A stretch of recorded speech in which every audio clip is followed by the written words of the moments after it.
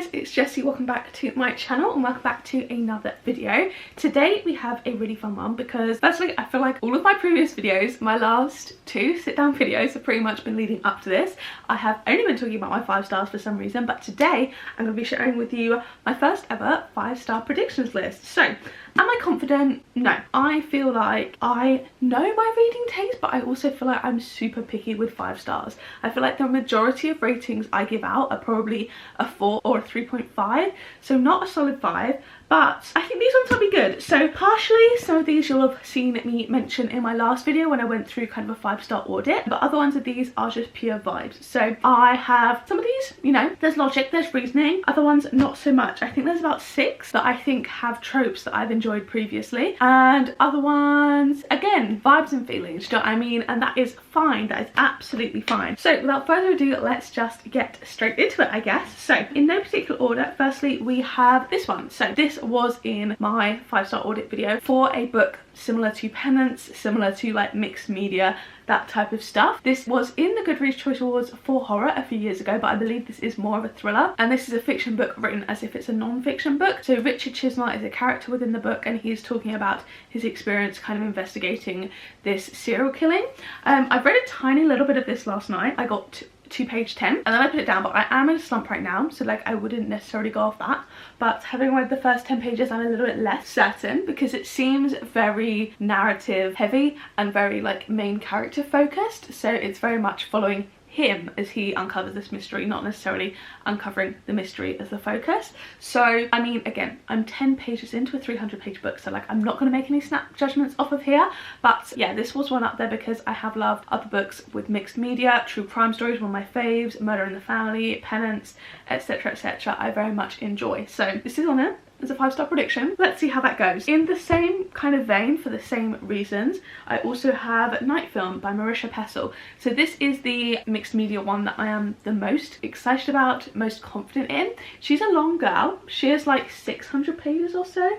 Yeah, 590 pages or something, which is heavy, but this is predominantly text but with a decent amount of mixed media stuff in here as well. I don't know too much about this. I believe it's a missing girl investigation, but I have heard good things about it and I am excited. This one I do want to get to pretty soon. I don't have any set reading plans for it, but also I feel like I'd always do like a 5-star prediction video, do you know what I mean? So this is one that I am looking forward to. I don't know much about it and I don't want to know much about it. I am hoping it's one that kind of just sucks me in, like I definitely feel like it could be. I know Marisha Pessl's written another really popular book, something about like the universe or something, and that was on like the New York Times best books of the last century list, so very high praise. But yeah, this is one that really intrigues me, and this is probably one of my most solid 5-star predictions. I'd probably say it's up there. Out of all these, it's up there in the top 4. So this is like a solid one. So next up we have another one that you probably would have seen in my previous video if you did watch it, and this is one that is actually the only non-fiction on here, and I am so into non-fiction at the moment for no reason whatsoever. I don't know why.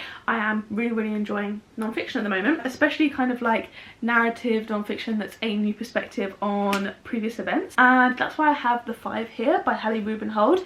This is a kind of retelling and more feminist perspective on the Jack the Ripper murders, and by retelling I don't mean like fictionalized, it's all factual. It's just like a different narrative maybe than has been kind of perpetuated previously. A much more feminist one, a much more realistic one, probably a lot less of a sensationalized one, which I'm really looking forward to. This one I picked up because I've really enjoyed kind of a feminist perspective. I've really enjoyed like Divine Might, the Greek mythology retellings, Bright Young Women. I think is going to be very similar vibes to this maybe, but obviously this is non-fiction.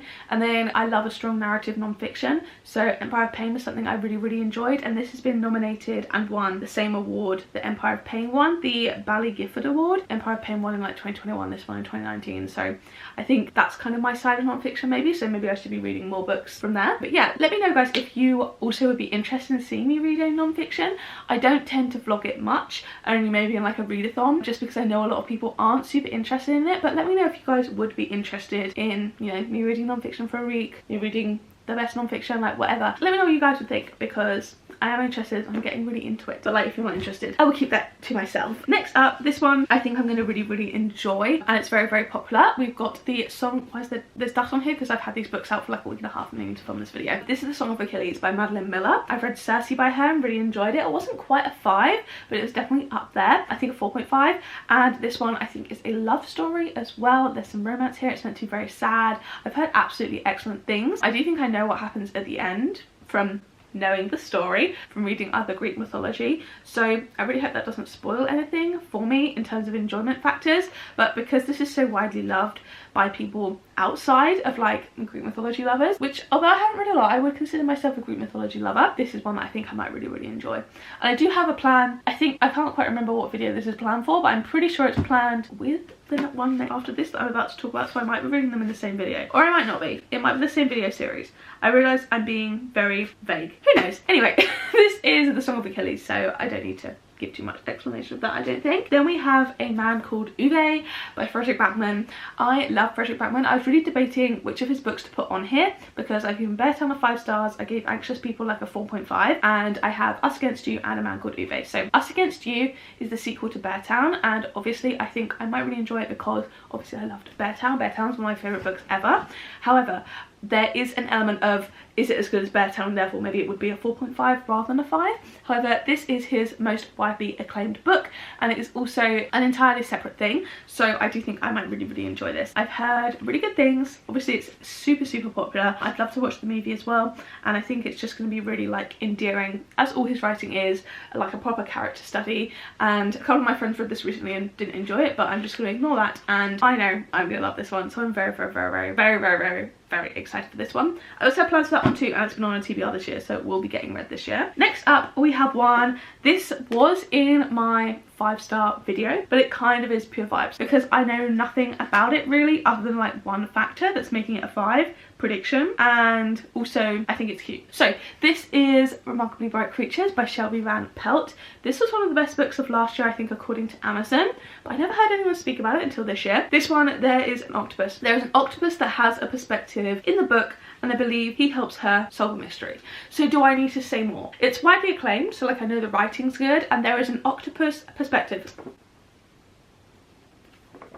I really don't need to say anything else. That is going on the list. Next up, this one I do think I'm going to enjoy. It's a modern classic, but it's long. So this is A Secret History by Nana Tart. This one is so long. It's literally like a Bible. The thinness of these pages is ridiculous. It is, what, 600 pages long? So I absolutely adored If We're Villains, and everyone touts If We're Villains as a less good version of this. So surely I should love this. If We're Villains was a 5-star for me. I love dark, creepy vibes. I love dark academia. I love kind of like complex character dynamics. And I love a murder mystery type of vibe. So I really think this will be right up there. But like, I need to be in the perfect mood to read this because it is a commitment and it's long, but like I think I'm gonna love it. I really do. And it's a modern classic. It's very widely loved, so like I don't understand why I wouldn't like it. I think it's perfect for me anyway. So yeah, very much excited for this. It's been one I've been wanting to get around to for a very long time. Next one, we have another pure vibes. This is pure vibes because the first book I read I gave a 4.25, and I think I'm gonna like the second book more. A lot of people don't, but this is Bookshops and Bone Dust by Travis Baldry. So this is the prequel to Legends and Lattes, and that is basically a cozy fantasy about an orc running a coffee shop, and I believe this is her before she retires and runs the coffee shop, finding a bookshop that she has to kind of stay in or stay near for a few weeks while she recovers. And I think it's going to be Legends and Lattes, but like selling the books.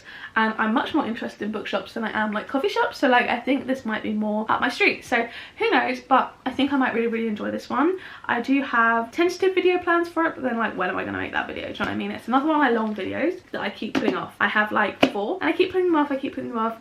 I need to actually do them. So peer pressure me into reading this one. I think I'll really enjoy it. Next up we have one of my most recent purchases. This is pure vibes as well.